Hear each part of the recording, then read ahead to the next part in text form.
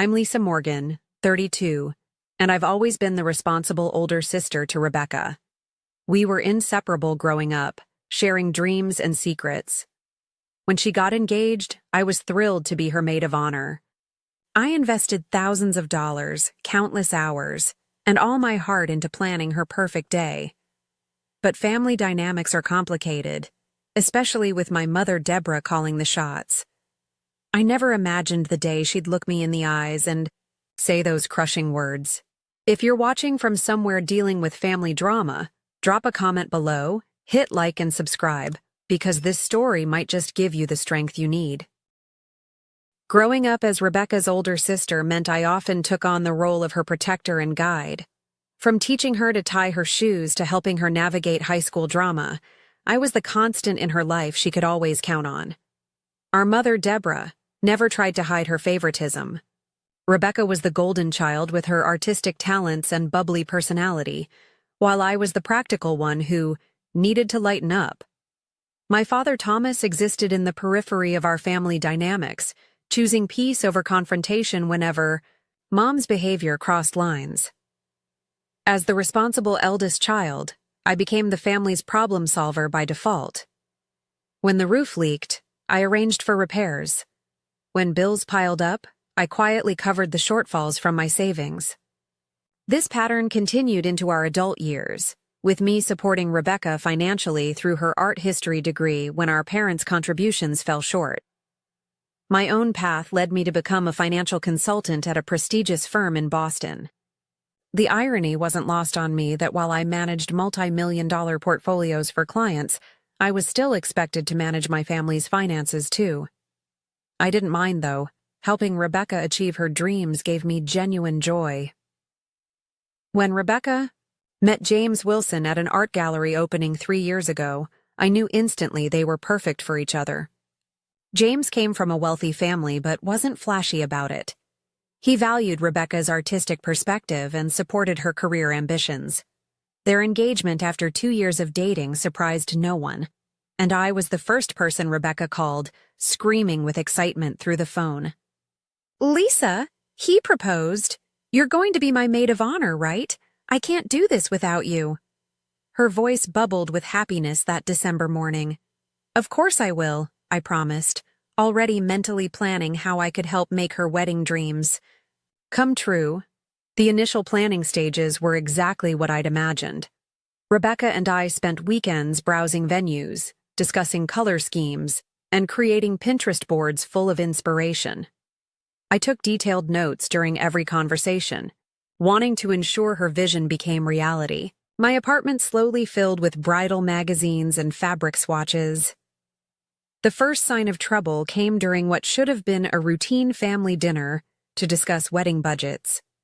Mom arrived with a leather-bound wedding planner I'd never seen before. "I've already put deposits down on the Clayton Hotel," she announced before anyone had even served their salad. "They only had one date available this summer, so I snatched it up." Rebecca looked surprised but pleased. "Mom, that's so generous. But Lisa and I were still comparing venues." "Darling, the Clayton books up a year in advance. We're lucky they had a cancellation." Mom patted Rebecca's hand while shooting me a triumphant glance. "Besides, I've always imagined your wedding there." That was the first of many decisions made without consultation. Within weeks, Mom had essentially taken over, transforming from occasional participant to wedding dictator. Vendors I'd researched were dismissed in favor of her friends' recommendations. The color scheme Rebecca and I had settled on was suddenly too drab. "It's fine," Rebecca assured me when I expressed concern. "Mom's really enjoying this, and it makes planning easier. Plus, she and Dad are contributing a lot financially." I bit my tongue and stepped back, still helping where I could but increasingly feeling like an outsider looking in. That feeling intensified when my cousin Megan started appearing in planning photos on social media. Megan had always orbited our family events with a particular interest in being part of the inner circle. Now she was suddenly accompanying Rebecca and Mom to vendor meetings I hadn't been invited to. In one Instagram photo, she was holding color swatches against bridesmaid dress options, a task I thought would be mine as maid of honor. Rebecca seems closer to Megan these days, I mentioned casually to my boyfriend Tyler one evening as I scrolled through yet another photo of them at a cake tasting. Maybe it's just because Megan has more free time, Tyler suggested, always the voice of reason. You've been slammed at work this quarter. I nodded, pushing down the nagging worry that something more significant was happening. After all, Rebecca and I had been each other's constants for 30 years. A few weeks of wedding planning couldn't change that, could it? But as spring progressed, the invitations to planning events stopped coming altogether. When I called Rebecca to check in, her responses became increasingly vague and rushed. The detailed discussions about centerpieces and music selections were replaced with quick texts. Mom's handling it, or already figured it out. Meanwhile, I was still financially contributing to elements of the wedding, paying the deposit for the photographer Rebecca loved, but Mom thought was too expensive, ordering custom welcome baskets for out-of-town guests, and secretly arranging what I hoped would be the perfect wedding gift, a luxury honeymoon to Bali, complete with first-class flights and a private villa with ocean views. I told myself everything would return to normal after the wedding. This was just a stressful time, and soon my sister and I would laugh about Mom's wedding takeover over wine in her new married apartment. I didn't realize then how wrong I was, or how quickly the situation would deteriorate beyond what I ever thought possible. The day I discovered I wasn't invited to Rebecca's wedding dress shopping was like a punch to the chest. I found out through an innocent question from my coworker Natalie, who happened to be friends with the boutique owner. How was Rebecca's appointment yesterday? Sandra mentioned your sister found the one right away. I froze, coffee cup halfway to my lips. What appointment? Natalie's expression shifted from excited to uncomfortable. Oh, at Elegant Moments? Sandra said your mom, sister, and cousin had champagne and spent hours there. I just assumed you were there too. I mumbled something about a last-minute work emergency and escaped to the bathroom, where I stared at my reflection and tried to make sense of being excluded from such an important moment. Rebecca and I had talked about wedding dress shopping. Since we were teenagers, pretending pillowcases were veils and making promises about being there for each other's special moments. I called Rebecca that evening, my voice carefully controlled. How was dress shopping? A pause. Oh, it just happened really fast. Mom had an appointment, and it wasn't supposed to be the actual shopping day, just a preliminary look. With Megan? Another pause. She was free, and we needed a third opinion. I could have made myself free, I said quietly. You could have asked. Lisa, don't make this a big deal. There will be plenty of other wedding stuff you can be part of. But the other wedding stuff never materialized. The bridal shower was organized without my input, though I was asked to contribute financially to the venue. The bachelorette party. Planning was taken over by Megan, who chose a destination I knew Rebecca wouldn't truly enjoy. When I offered suggestions based on 30 years of knowing my sister, they were dismissed as not what Rebecca wants anymore. Still, I continued to support from the shadows. I finalized the honeymoon arrangements, spending $8,600 on first-class flights, luxury accommodations, and special experiences I knew the couple would love. I imagined Rebecca's face when I presented her with the surprise at the rehearsal dinner, pictured the hug and the return of our sisterly bond. Meanwhile, the distance between us grew. Rebecca began declining our traditional Sunday brunches, always with a different excuse. When we did speak, our conversations felt scripted and shallow, nothing like the deep talks we'd always shared. Is everything okay between us? I finally asked directly after 3 weeks of increasingly sporadic communication. Everything's fine. I'm just super busy with wedding stuff, she replied, not quite meeting my eyes. Mom's been amazing handling all the details. At a family gathering in May, just 2 months before the wedding, I overheard a conversation that made my blood run cold. I had stepped into the kitchen to refill my water glass when I heard my name from the adjacent dining room. Lisa's always been difficult, my mother's voice carried clearly. Rebecca's finally seeing it now. Always has to control everything, make everything about her accomplishments. It must be hard for Rebecca, Megan responded, voice dripping with fake sympathy, especially during her wedding when she should be the center of attention. Exactly. That's why we've had to minimize her involvement. For Rebecca's sake. I stood frozen, water overflowing my glass as their words sank in. My own mother was actively working to exclude me from my sister's wedding, painting me as some sort of attention-seeking monster to anyone who would listen. That night, I broke down to Tyler, finally voicing the fears I'd been suppressing for months. What if they don't even want me at the wedding anymore? What if all this distancing is leading to something worse? Tyler pulled me close, his steady presence a contrast to my shaking hands. That's not possible. You're Rebecca's sister, and you've done nothing but support her. But what if Mom has convinced her otherwise? You don't know how persuasive she can be, how she twists things. Then you need to talk to Rebecca directly, Tyler said firmly. No more guessing, no more hoping it will get better on its own. You need to have a real conversation about what's happening. He was right. The situation had deteriorated too far for passive acceptance. I texted Rebecca the next morning. Need to talk about the wedding and our relationship. Can we meet tomorrow? Her response came hours later. Really busy with wedding stuff. Come to Mom and Dad's on Thursday at 7. We can talk then. Those 5 days were among the longest of my life. I rehearsed what I would say, how I would calmly express my hurt without accusation. I reminded myself that Rebecca might be caught in the middle, pressured by our mother's strong personality. I arrived at our parents' house Thursday evening with a heart full of hope for reconciliation and clarity.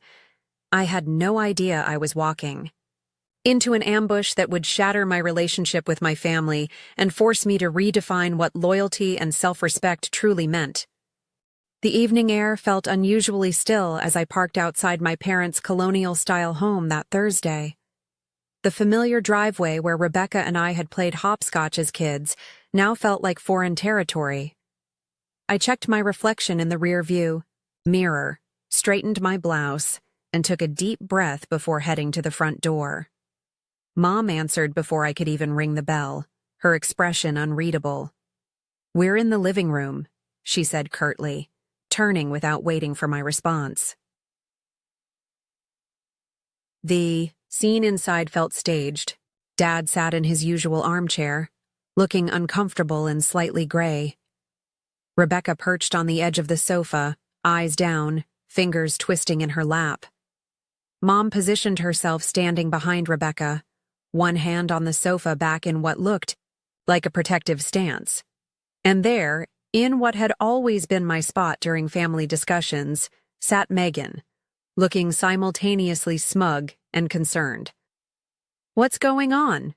I asked, remaining standing when no one offered me a seat. "Rebecca," I thought, "we were going to talk about the wedding." "That's why we're all here," Mom interjected before Rebecca could speak. "There's something you need to understand about the wedding." A strange stillness settled over me, a calm before a storm I could feel approaching. "We've been discussing things," Mom continued, her voice taking on the patronizing tone she'd perfected over decades. "As a family. And we all agreed that your involvement in the wedding has become problematic." "Problematic?" I echoed, looking directly at Rebecca, who still wouldn't meet my gaze. "Your controlling behavior, your need to make everything about yourself," Mom said, ticking off points on her fingers like items on a grocery list. "The way you've tried to overshadow Rebecca's special time with your opinions and your financial contributions." I felt as though I'd stepped into an alternate reality. "Rebecca?" I prompted, desperate for my sister to speak for herself. She finally looked up, her expression a mixture of guilt and rehearsed resolve. "It's just been really stressful, Lisa. Every time you get involved, there's tension. Mom thinks, Mom thinks, I repeated softly. What do you think, Rebecca? Before she could answer, Mom stepped forward, placing herself partially between us. What Rebecca thinks is that her wedding should be a happy occasion. And frankly, your presence would make that impossible. The room seemed to tilt slightly as her words registered. My presence at the planning, you mean? Mom's lips curved into what can only be described as a smirk, satisfaction gleaming in her eyes at finally delivering the blow she'd been orchestrating for months. We all agreed. You're not welcome at the wedding, she said, enunciating each word like she was savoring a fine wine. Not as maid of honor, not as a bridesmaid, not as a guest. It's better for everyone this way. The silence that followed was absolute. I could hear the antique clock on the mantel ticking, marking seconds in a moment that felt endless. Dad shifted in his chair but said nothing.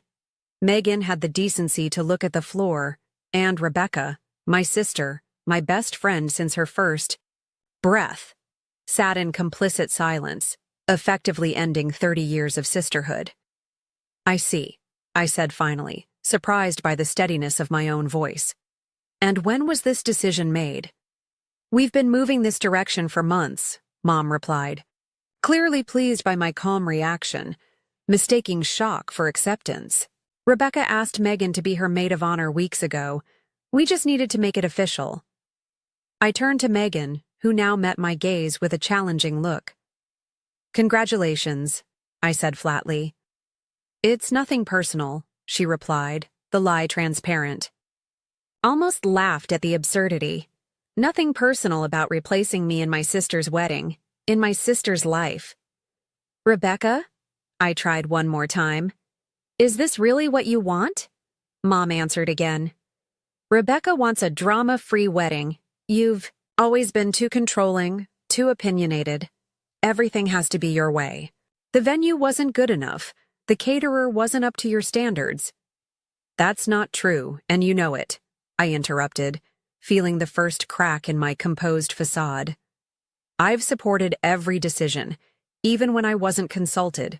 I've contributed thousands of dollars without being asked. See, there it is, Mom pointed accusingly, throwing your money in our faces, using your financial contributions to control the wedding. That's exactly why you can't be there. I looked at my father, silently pleading for him to say something, anything.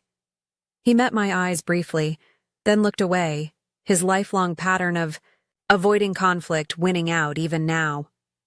A strange calm settled over me then, a clarity cutting through the hurt and confusion. This wasn't a misunderstanding. This wasn't something that could be fixed with a heart-to-heart. This was a carefully orchestrated exclusion, months in the making. Good to know, I said simply. I turned and walked toward the door, my movements mechanical. Behind me, I heard Rebecca call my name once, softly, but no footsteps followed. No one tried to stop me. The drive home passed in a blur. Streetlights smeared like watercolors as unexpected tears filled my eyes. I pulled over twice when the road became too blurry to navigate safely. My phone buzzed repeatedly with incoming texts, but I couldn't bring myself to look at them. When I finally reached my apartment, Tyler was waiting, his face full of hopeful expectation that crumbled the moment he saw me. What happened? He asked, immediately pulling me into a hug. The whole story poured out in disjointed fragments between sobs, the ambush, Mom's cruel smirk, Rebecca's betrayal, Dad's silence, Megan's triumph. They can't do this, Tyler said when I finished, outrage clear in his voice. You're her sister. You've done nothing but support her. Apparently that doesn't matter, I whispered, emotional exhaustion beginning to set in. Mom's been working on this for months, turning Rebecca against me, making me out to be some kind of villain. What are you going to do? Tyler asked, his hand warm against mine. I stared out the window at the city lights below, feeling hollow, yet somehow lighter, as if the worst had happened, and now I could begin to rebuild. I don't know yet, I admitted, but I know I deserve better than this. All of this. What I didn't realize then was that the confrontation that evening wasn't the end of the story. It was merely the setup for what would come next. Both the depths of betrayal and the unexpected path to healing that would follow in the coming days. Sleep eluded me that night. I lay awake replaying the scene at my parents' house, analyzing every word, every look, searching for something I might have misunderstood or misinterpreted. But the memory of my mother's satisfied smirk as she delivered, her verdict left no room for ambiguity. By 4 a.m., I'd given up on sleep entirely. Sitting at my kitchen table with a cup of tea growing cold beside me, I began to catalog all I had contributed to Rebecca's wedding. The photographer deposit, $2,500. Custom welcome baskets for out-of-town guests, $1,800. The string quartet I'd arranged as a surprise for the ceremony, $1,200. The list grew longer as I remembered smaller expenses, the vintage hairpin I'd found that matched Rebecca's grandmother's earrings, the calligrapher I'd hired for the place cards after Rebecca mentioned loving hand lettering, and then the honeymoon. The crown jewel of my gifts to my sister and James. First-class flights to Bali, $4,200.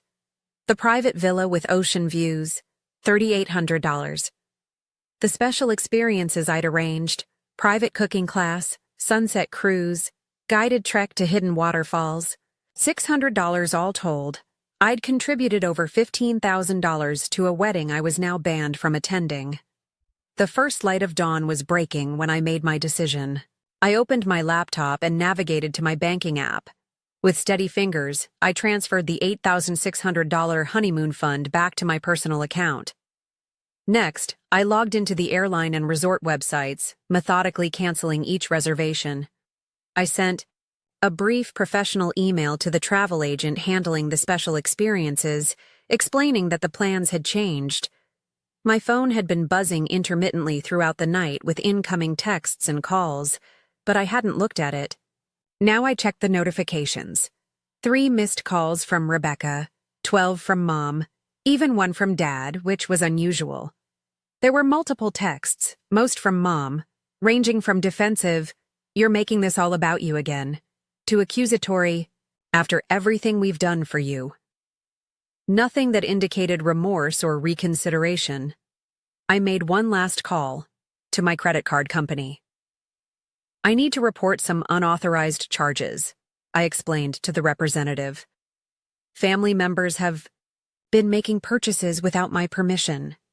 It wasn't entirely accurate, but it wasn't entirely untrue either. I'd never explicitly authorized my mother to use my card information for the additional wedding favors she'd ordered last month, or the upgraded linens she'd insisted upon. By 7 a.m., I'd methodically untangled my financial ties to Rebecca's wedding. I sent a brief email to my boss explaining I needed a personal day, then turned off my phone completely. The sudden silence felt both terrifying and liberating. I spent the morning walking through the public gardens, trying to process the magnitude of what had happened. The betrayal felt physical, an actual ache beneath my ribs that intensified with each breath. Rebecca and I had shared everything for 30 years. Secrets, dreams, sorrows, celebrations. How could she sit silently while Mom banished me from her wedding? How could she replace me with Megan of all people? Around noon, I met my best friend Olivia for lunch. I hadn't planned to tell her everything, but one look at my face and she knew something was catastrophically wrong. "They did what?" she exclaimed when I finished explaining, loud enough that neighboring tables turned to look. "Your own mother said that to your face?" I nodded, pushing salad around my plate without eating. And Rebecca just sat there? Said nothing? Olivia's outrage was validating after hours of self-doubt. She tried to speak once or twice, but Mom kept interrupting, and she didn't stop any of it, so I trailed off, the hurt still too raw to articulate fully. Olivia reached for my hand across the table. "Lisa, there's something you should know." I didn't tell you before because I didn't want to upset you, but now I think you need to hear it. My stomach tightened. What is it? Your mom has been saying things about you for months now. Olivia looked uncomfortable. At Rebecca's engagement party, she told my mother that you were jealous of Rebecca's happiness. And at the Williams dinner party last month, she mentioned how concerned everyone was about your fragile emotional state, and how the family was walking on eggshells around you. I stared at her, stunned. What? Why would she say that? Don't know. But she's been planting these little seeds with everyone in your social circle. Small comments, concerned looks. Nothing direct enough to seem malicious, just enough to create this impression that you're unstable somehow. Difficult. Olivia squeezed my hand. I shut it down whenever I heard it, but I'm not everywhere. My mother's voice echoed in my memory. Your controlling behavior, your need to make everything about yourself. She hadn't just been turning Rebecca against me. She'd been systematically undermining me with everyone we knew. But why? I whispered, more to myself than to Olivia. What does she gain from this? Control, Olivia said simply. You're successful, independent, financially stable. You have what she never did. My mom always said your mother seemed jealous of you, even when we were kids. The pieces began to align in a new pattern, illuminating decades of small cruelties and manipulations I'd normalized or excused. The times Mom had forgotten to tell me about family events. The backhanded compliments about my career. It's amazing. You've done so well without a husband to support you. The way she subtly reminded Rebecca of every childhood slight while glossing over all I'd done to support and protect my sister. I've been so blind, I said finally. You've been a daughter who wanted to believe the best about her mother, Olivia corrected gently. That's not blindness. That's love. By the time I returned home that afternoon, I felt different, still hurt, but clearer about what was happening and what I needed to do. I turned my phone back on and watched as notifications flooded in. 28 missed calls in total. Voicemails ranging from my mother's cold fury to my father's uncomfortable attempts at peacemaking. And one message from Rebecca, sent at 3:42 a.m. that changed everything. I'm so sorry, Lisa. Mom's been lying to me about you for months. James and I just found out what she did with the honeymoon reservations. Please call me, please. I need my sister back. I stared at Rebecca's message for a long time, my thumb hovering over the call button without pressing it.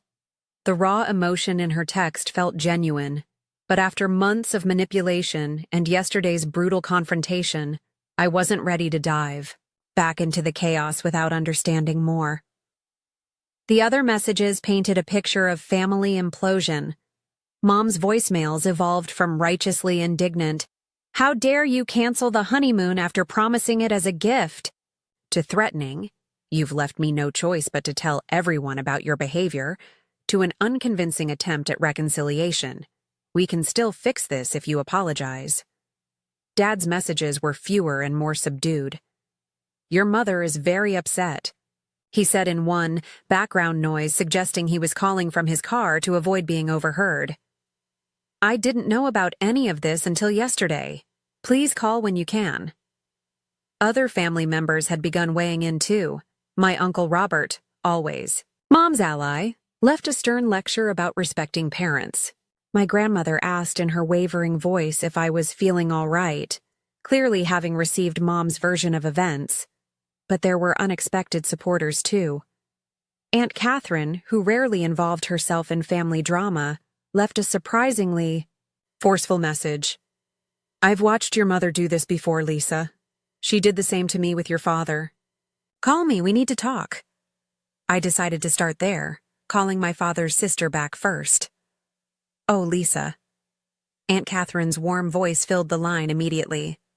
"I've been so worried. Are you all right?" "Not really," I admitted. "I don't understand. What's happening, Aunt Cath? Why would Mom do this?" "Because you threaten her," she said simply. You always have since you were little. So capable, so independent. Deborah needs to be needed to control everything. When that's challenged, she reacts. By turning my sister against me? By banning me from the wedding? It's what she does. Catherine sighed. She did the same to me when I was your age. Your father and I were always close. But when he met Deborah, things changed. She created conflicts that didn't exist, told your father I'd said terrible things about her. By their wedding, I wasn't welcome either. I sat down heavily, processing this revelation. Dad never told me that. Thomas has always chosen peace over confrontation, especially with your mother. We eventually reconciled, but only years later, and never like before. Her voice softened. But this isn't about old history. This is about stopping the pattern now, before your relationship with Rebecca is permanently damaged. After speaking with Catherine, I called my best friend from college, Andrea, who worked as a therapist. Without breaking confidentiality, she helped me understand the dynamics at play.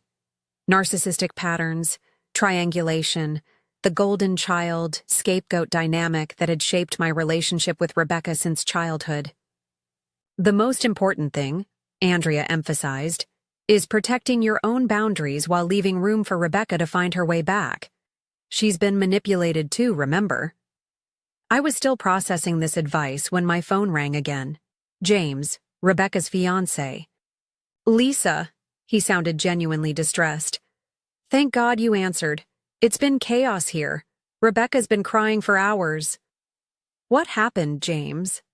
I kept my voice neutral, not ready to extend trust. We found out what your mother's been doing. The lies she's been telling, the emails she altered. Lisa, Rebecca never knew you were excluded from dress shopping. Your mom told her you couldn't make it, showed her texts from you canceling. What? I never sent any texts. We know that now. Your mother apparently created fake conversations to show Rebecca, making it look like you were too busy or didn't care about wedding activities. His voice hardened. When we confronted her, she admitted to changing the names in the contact list on Rebecca's phone too, rerouting some of your texts to her own phone. The level of deliberate manipulation was staggering. But yesterday, at the house, Rebecca thought that meeting was to reconcile things. Your mother told her you'd been saying horrible things about the wedding, that you needed to hear how hurt everyone was. She never expected what actually happened. My head was spinning. Why is she telling me this through you? Because she's terrified you'll never speak to her again. And because... He hesitated. Your mother showed up at our apartment last night after you left. She was not well. Screaming about ungrateful children, demanding we choose sides. It got bad enough that neighbors called building security. The situation was spiraling faster than I could process. I need to think, James. This is all too much. I understand. Just don't shut the door completely, okay? Rebecca loves you. She's been manipulated too. I promised nothing but said I'd be in touch soon. I barely had time to absorb this conversation before my work phone rang. It was Sandra, our office receptionist. Lisa, I hate to bother you on your day off, but there's a situation here. Your mother arrived about 20 minutes ago demanding to see you. When I explained you weren't in, she's causing quite a scene in the lobby. My professional and personal worlds were colliding in the worst possible way. What is she doing exactly? Making accusations? Telling anyone who'll listen that you've stolen money from her? That you're experiencing some kind of breakdown? Sandra lowered her voice. Mr. Daniels is trying to handle it, but she's becoming increasingly erratic. I'll be right there, I said, grabbing my keys. The 15-minute drive to my office felt like entering a battle zone. Mom had never visited my workplace before, had shown minimal interest in my career beyond how it benefited the family financially. Now she was there, deliberately targeting the professional reputation I'd spent years building. I arrived to find security escorting my mother from the building, her voice carrying across the lobby. "You don't know what she's capable of. She's always been troubled." The embarrassment was acute, burning across my face as colleagues watched the scene unfold. Mr. Daniels, my direct supervisor, approached with concern. "Lisa, take whatever time you need to handle this personal matter," he said quietly. "Your work speaks for itself. No one here is paying attention to unfounded accusations." His support should have been comforting, but the public spectacle left me feeling exposed and violated. This wasn't just about a wedding anymore. Mom was actively trying to destroy the foundations of my life, my reputation, my relationships, my career. As security guided my mother to the parking lot, her eyes locked with mine across the lobby. Instead of the remorse or shame one might expect, I saw only cold fury and something worse: satisfaction at having disrupted my carefully ordered world. In that moment, something shifted within me. The hurt child seeking maternal approval disappeared, replaced by a clear-eyed adult who could finally see the pattern of manipulation for what it was. This wasn't love. This wasn't family. This was abuse, and it had gone on long enough. I returned to my apartment and made a decision. It was time to address this situation once and for all, not with emotional reactions, but with calm, irrefutable truth. I would meet with Rebecca, and anyone else involved, to lay out exactly what had happened and establish boundaries that would protect my well-being going forward. Whether those boundaries included attending the wedding, or even maintaining. Contact with my mother remained to be seen. But for the first time, I understood that I deserved better treatment than I'd received, and I was prepared to demand it. 2 days later, I sat at a corner table in a neutral location, a quiet cafe halfway between my apartment and Rebecca's. I'd arrived early to settle my nerves, arranging printed evidence in a folder beside me. Screenshots of original texts that contradicted Mom's fabricated ones, email confirmations of wedding arrangements I'd made, bank statements showing my financial contributions. Rebecca arrived alone, looking smaller somehow, her usual confidence diminished. Dark circles beneath her eyes matched my own. "Thank you for coming," she said softly, sliding into the chair opposite me. "James isn't joining us?" I asked, having expected him after our phone conversation. "He's parking the car. I wanted a few minutes with just you first." Her hands trembled slightly as she arranged her purse beside her. "Lisa, I don't even know where to begin." I waited, giving her space to find her words. This wasn't how I'd pictured our first conversation after the confrontation, but nothing about this situation had followed expected patterns. "I believed her," Rebecca finally said, voice breaking. "All these months, Mom has been showing me texts from you, canceling plans, telling me you thought my wedding choices were tacky, that you were too busy with your important career to be bothered with wedding details." Tears spilled onto her cheeks. I believed her because it was easier than thinking my mother would lie so completely, so deliberately. "She showed you fake texts?" I asked, still struggling to comprehend the extent of the deception. Rebecca nodded, pulling out her phone. "James figured it out. Look at this." She showed me her messaging app, scrolling to conversations with me. Except they weren't my words at all. Messages dismissing wedding plans, complaining about costs, making snide remarks about her choices. All attributed to my number, but written in a voice nothing like mine. Mom had access to my phone. She created a contact with her number but your name. When I thought I was texting you, I was actually texting her. Then she'd respond pretending to be you. Rebecca wiped her eyes. And she deleted real messages from you. I never received half the things you sent me. The methodical nature of the deception was staggering. But what about when we saw each other in person? Surely you could tell something was off. We barely saw each other these past few months. Mom always had an excuse for why you couldn't make it to wedding events. And when we did meet, she was always there, controlling the conversation, interpreting everything you said in the worst possible light afterward. Rebecca looked up as James approached the table. She poisoned everything. James set down 3 coffees before taking a seat beside Rebecca.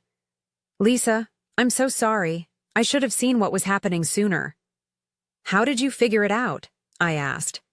The honeymoon cancellation was the tipping point, James explained.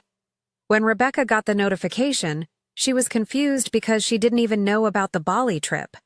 Your mother claimed you had promised this elaborate honeymoon but canceled it vindictively after being rightly excluded from the wedding. But that made no sense, Rebecca interjected. Why would you spend thousands on a honeymoon for us if you were as resentful as Mom claimed? So we started investigating, checking her phone records, comparing timestamps of messages. James continued. Once we started looking for inconsistencies, the whole fabrication fell apart. The final proof came when we found a folder on your mother's tablet. She'd actually been keeping screenshots of fake conversations she created, probably to keep her stories straight. I pushed my folder across the table. I brought my own evidence, bank transfers, original emails, everything. As Rebecca and James reviewed the documents, their expressions shifted from shock to horror to indignation. The contrast between my actual words and actions versus what my mother had portrayed couldn't have been starker. That day, at your parents' house, James said. Rebecca thought we were meeting to clear the air about miscommunications. She had no idea your mother was planning to ban you from the wedding. I froze, Rebecca admitted, shame evident in her voice. When Mom started saying those terrible things, claiming we'd all agreed, I was in shock. By the time I processed what was happening, you were already gone. Her hand reached for mine across the table. Lisa, I never agreed to exclude you from my wedding. Never. You're my sister, my best friend. I can't get married without you there. The validation of my experience brought a rush of emotion I hadn't expected. For months, I'd been gaslit into questioning my own perceptions, my own worth, in my family. We need to talk about Mom, I said, once I could trust my voice again. This isn't normal behavior. This is deliberate, calculated manipulation. It gets worse, James said grimly. After you left that night, Rebecca confronted your mother. The things she said, the venom, it was like watching someone transform into a different person. Rebecca nodded. She admitted to everything, but with no remorse. She said she was protecting me from your negative influence. When I said I wanted you back in the wedding, she threatened to withdraw all financial support and tell everyone in the family I was having a pre-wedding breakdown. Just like what she's been saying about me, I murmured. Exactly, James confirmed. It's a pattern she uses to discredit anyone who challenges her. We spent the next hour mapping out the full extent of my mother's manipulation. The altered texts, the diverted invitations, the rumors spread throughout, our social circle, the financial control. Each revelation built upon the last, creating a comprehensive picture of calculated emotional abuse spanning decades. I've arranged a meeting, I finally said, with Dad, Aunt Catherine, and a few other family members who need to hear the truth. A neutral family intervention of sorts. When? Rebecca asked. Tomorrow evening. Will you come? She nodded without hesitation. Of course. It's time everyone knew the truth. The family meeting the following evening was both difficult and necessary.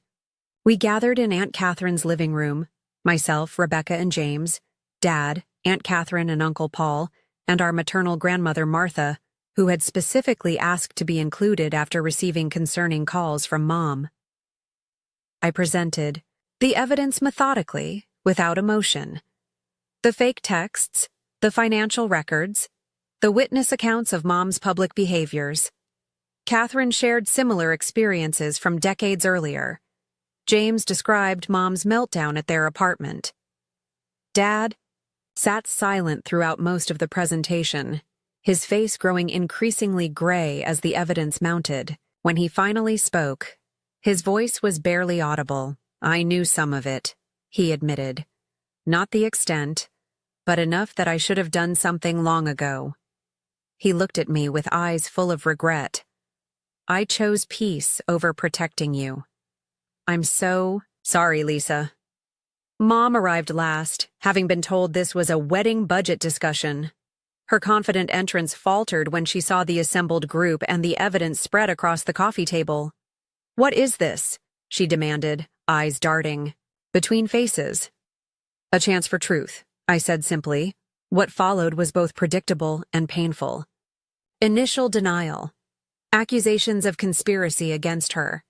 Attempts to win allies through familiar manipulation tactics. When those failed, rage, cold and cutting, then hot and uncontrolled.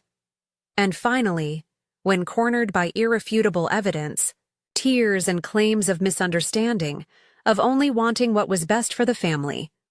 "I will not be treated this way," she declared when everyone remained unmoved by her performance. "After everything I've done for this family, for Rebecca's wedding—" "About the wedding," Rebecca interrupted, standing to face our mother directly. "Lisa will be my maid of honor, as I always wanted. If you can't accept that and behave respectfully toward her, then you will have a severely limited role in both the wedding and our lives going forward." Mom's face contorted with shock. "You would choose her over your own mother?" "I'm choosing truth over manipulation," Rebecca replied steadily. "I'm choosing health over toxicity." "Your father will never allow this." Mom turned to Dad, expectation clear in her expression. For perhaps the first time in their marriage, Dad didn't yield to keep the peace. "Deborah, enough. Look at what you've done. Look at the evidence. This stops now." The intervention didn't end with a neat resolution. Mom, left in a fury, promising consequences for our betrayal. But something fundamental had shifted. The pattern of manipulation had been exposed, named, and rejected by those it was designed to control. As difficult family members and wedding dynamics go, we were far from the finish line. But for the first time, I felt we were all walking in the same direction, toward truth and healthier relationships, regardless of what that might mean for the wedding now just weeks away. The week before Rebecca's wedding arrived with a tentative new normal establishing itself within our fractured family. After the intervention, Mom had cycled through various tactics: icy silence, tearful pleas for understanding, rage-filled accusations, and finally, a grudging outward acceptance of the new boundaries we'd established. Dad had surprised us all by standing firm in his support of Rebecca's decision to reinstate me as maid of honor. After decades of choosing peace over confrontation, he seemed to have found a reserve of strength none of us knew he possessed. "I should have protected you both long ago," he told me during a private conversation on my apartment balcony, city lights twinkling below us. I convinced myself that saying nothing was the same as keeping the peace. I was wrong. "Why now, Dad?" I asked gently. "What changed?" He stared into his coffee cup for a long moment. Seeing it all laid out like that, the deliberate nature of it, I couldn't hide from it anymore. And honestly, Lisa, I'm tired.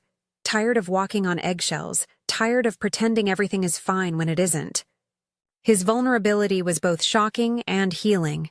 This new version of my father, willing to acknowledge hard truths, to apologize, to change, gave me hope that genuine transformation might be possible.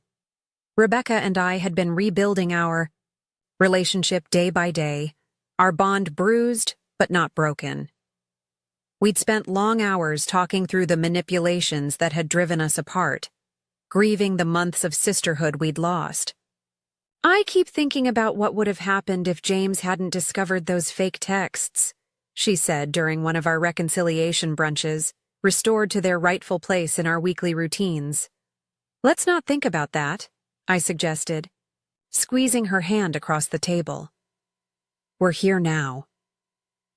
As for Mom, the family had presented her with clear conditions. She could participate in the wedding, but her role would be significantly restricted. No more unilateral decisions, no private conversations with vendors, no attempts to isolate or manipulate any family members. And if I refuse these conditions? She'd asked, the word dripping with disdain.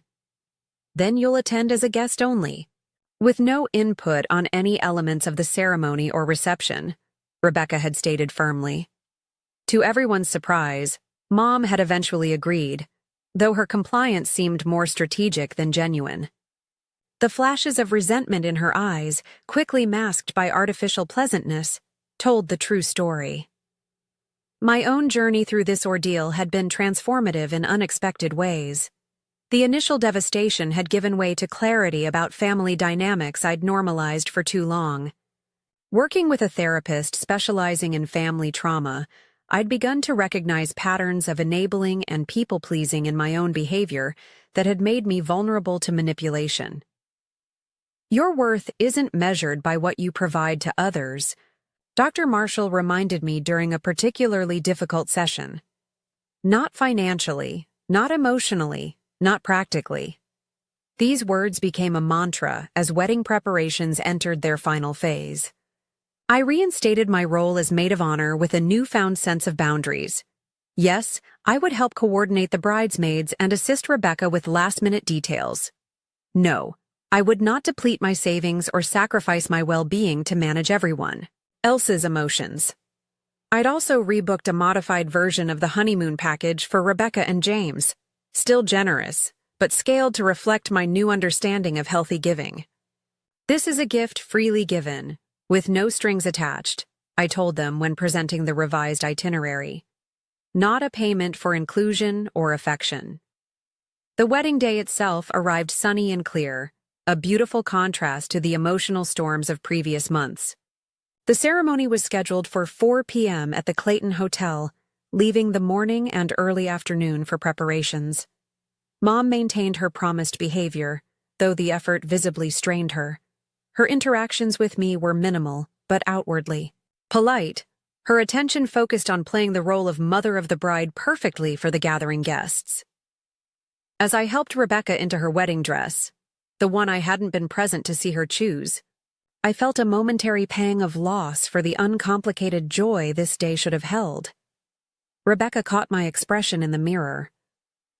I wish we could erase the last few months, she said softly. I don't, I surprised myself by responding. As painful as it was, it brought truth into the open. We can build something healthier now. She turned to face me, radiant in ivory lace.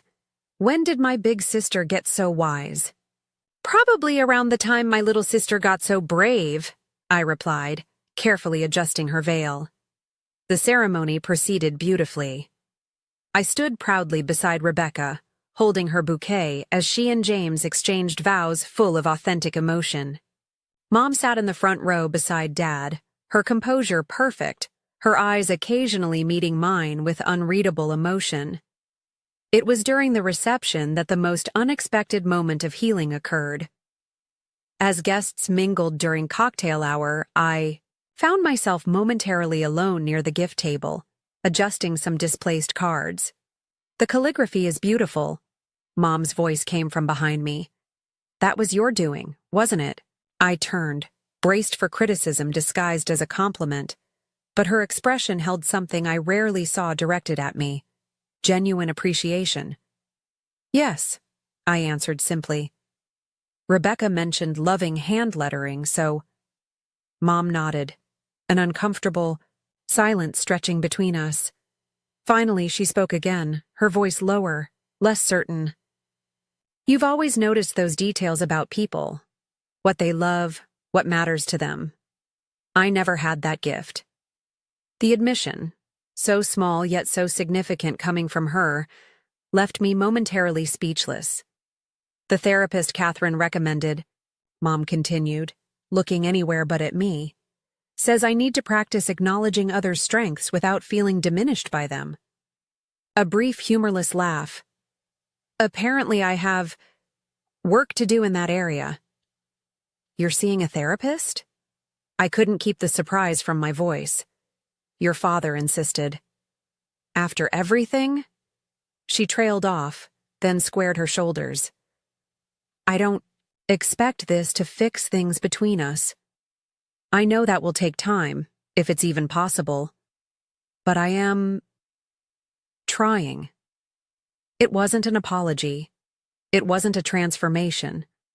But it was a tiny crack in the fortress of denial she'd built around herself. And for today, that was enough. 1 month after the wedding, our family began tentative group therapy sessions. Mom attended reluctantly at first, then with increasing willingness as the framework gave her acceptable ways to express her needs without manipulation. Dad found his voice gradually, speaking truths long suppressed. Rebecca and I strengthened. Our sisterhood, now built on mutual respect rather than codependent patterns. My own healing journey continued independently as well. I established clearer boundaries in all relationships, not just with family. I learned to recognize when my helping veered into unhealthy territory. And most importantly, I began to value myself apart from what I could provide or do for others. Tyler had been my rock throughout the entire ordeal, his steadfast support never wavering. 6 months after Rebecca's wedding, during a weekend hike, to our favorite mountain overlook, he proposed. Yes, I said without hesitation. But with one condition. He raised an eyebrow, waiting. Our wedding planning stays between us. Small committee, clear boundaries, no drama. His laughter echoed across the valley below us. Deal. Life continued to evolve in the years that followed. Mom's progress came in fits and starts, some days showing genuine growth, others falling back into old patterns. Dad discovered a newfound confidence that revitalized not just his marriage, but his long-deferred personal interests. Rebecca and James welcomed their first child, making me an aunt to a little girl whose middle name, Lisa, brought tears to my eyes. And I learned perhaps the most valuable lesson of all, that forgiveness doesn't require forgetting, that boundaries aren't barriers to love but foundations for its healthiest expression, and that standing firm in your own worth is not selfish but essential. The journey from that devastating night when my mother said those cruel words, "We all agreed you're not welcome at the wedding," to where I stand now wasn't direct or easy. It required courage to face painful truths, wisdom to distinguish healthy relationships from toxic ones, and strength to demand the respect I deserved. If you're facing similar family challenges or painful exclusions, remember that sometimes the hardest boundaries to set are the ones that ultimately lead to healing. Your worth isn't determined by others' ability to recognize it, and sometimes, when the door to reconciliation seems firmly closed, it's actually the first step toward opening a healthier one. I'd love to hear your thoughts on this story. Have you ever had to stand up to family manipulation or set difficult boundaries with loved ones? How did you find the courage to value yourself when others couldn't see your worth?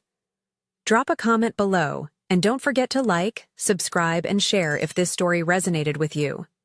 Your support means everything as we navigate these complicated human experiences together. Thank you for listening, and remember, your story matters too.